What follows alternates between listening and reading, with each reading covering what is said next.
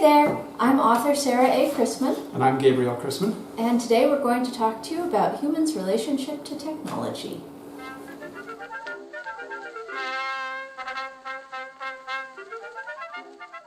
So, why don't you tell everybody about your own personal arc and how you started and where you went and why? So I've always been fascinated by technology and very interested in it. And, when I was a teenager, this came out in the sort of technology that honestly was becoming very popular then. It was sort of the focus of everything, which was computers. And this is the 1990s. I was interested in them starting in the 1980s. Right. I've seen the pictures of you as a little red-haired boy with great big glasses in front of a computer screen. Exactly. So I think that's the youngest picture I've seen, almost the youngest picture I've seen of you. You've seen the picture of me in a little tweed suit. That one's adorable. Yes. But we're getting off topic. But basically, that was how I got interested in technology, was through that. And I loved helping people learn how to use their computers. I loved setting them up for them. I loved basically just messing around with them and seeing what you could do. And so when I went off to college, I naturally majored in computer science. And that lasted for about 3 years and 1/4.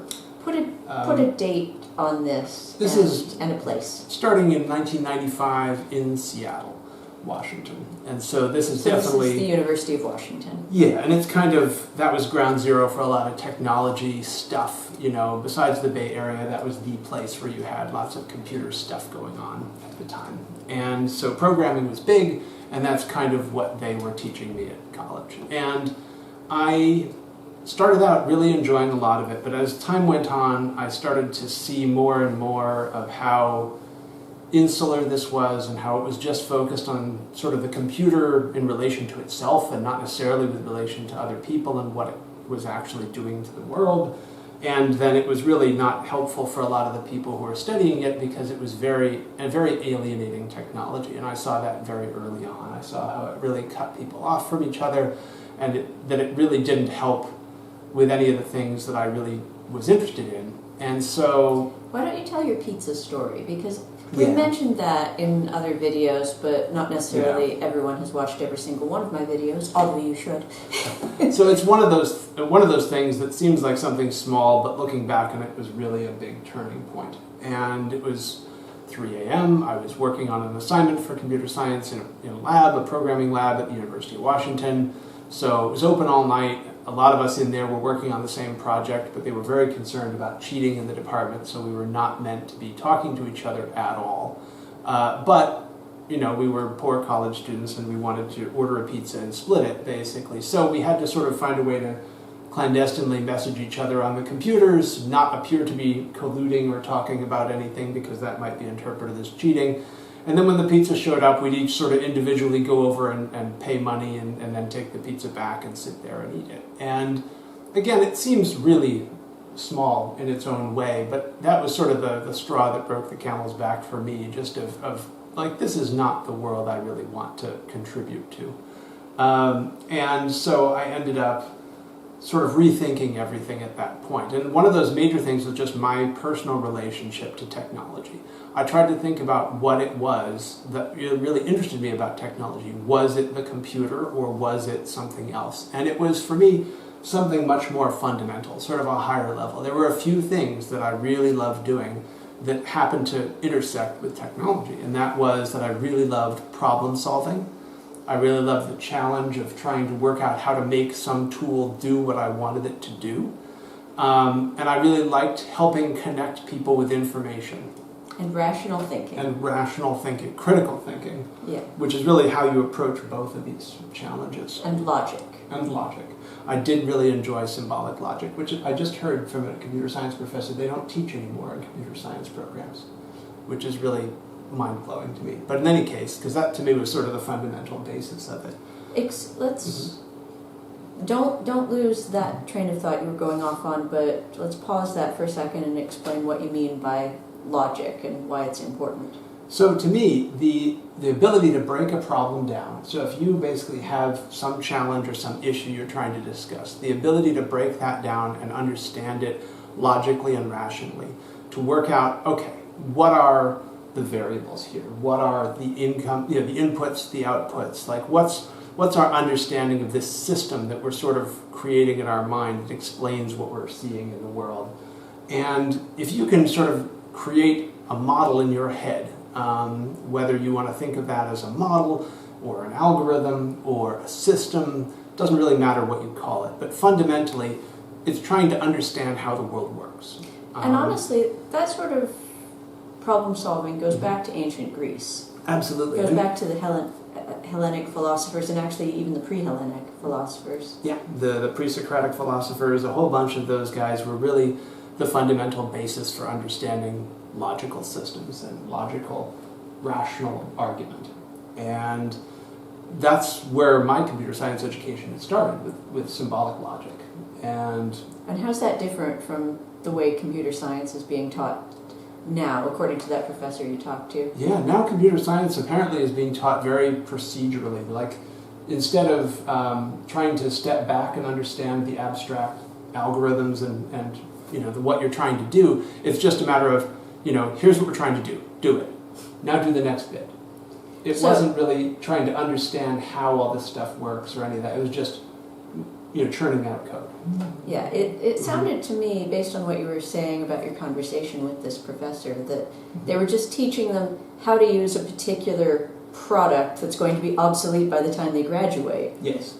And that's also one of the things, is that instead of, one of the downsides of not going that extra level up of abstraction and trying to understand a problem at a higher level, is you're just focusing on the tool. And this is true of any technology. If you just focus narrowly on the technology, that technology will almost always be replaced by something else. And these days, the more modern the technology, the quicker it'll be replaced, and the less time it will actually be a popular, useful technology for you. If you look back at older technologies, they have a lot more staying power, they have a lot more lasting history, and they're going to be more fundamentally useful because they are more, basically they're not layered on top of numerous other technologies. They're a little bit more of a base level, and therefore they're going to last longer. So what's an example?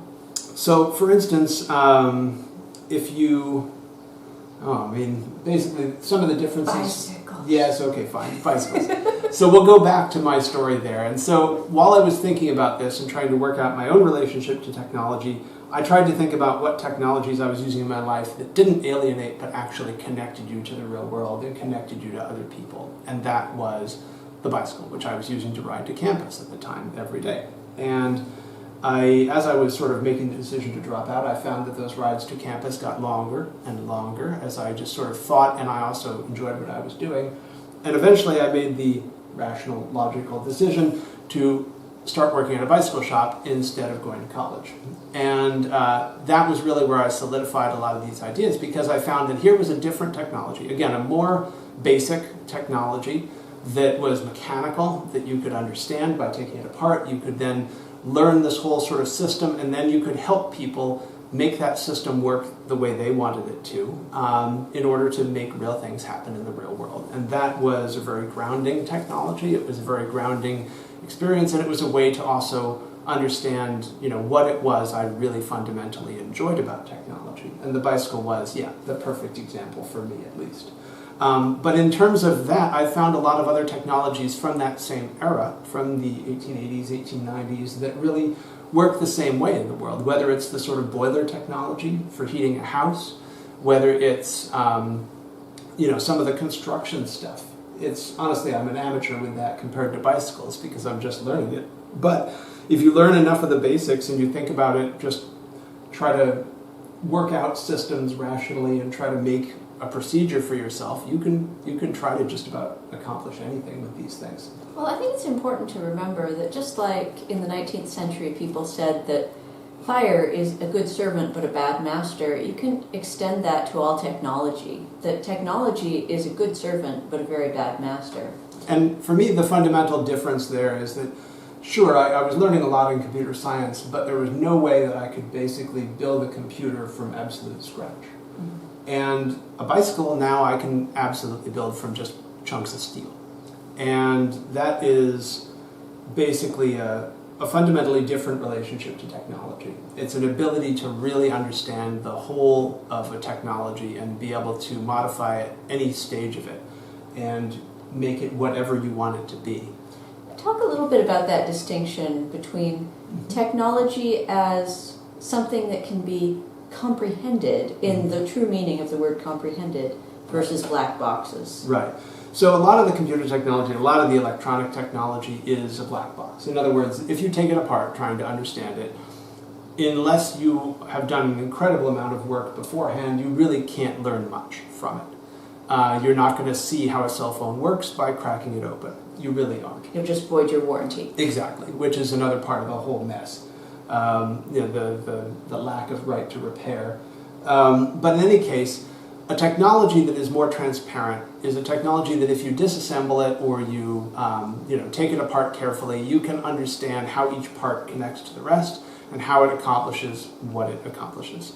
And then you can modify it. Then you can you've gained a significant amount of control over that technology where you can understand it, adapt it to your needs, and make it exactly what you want it to be.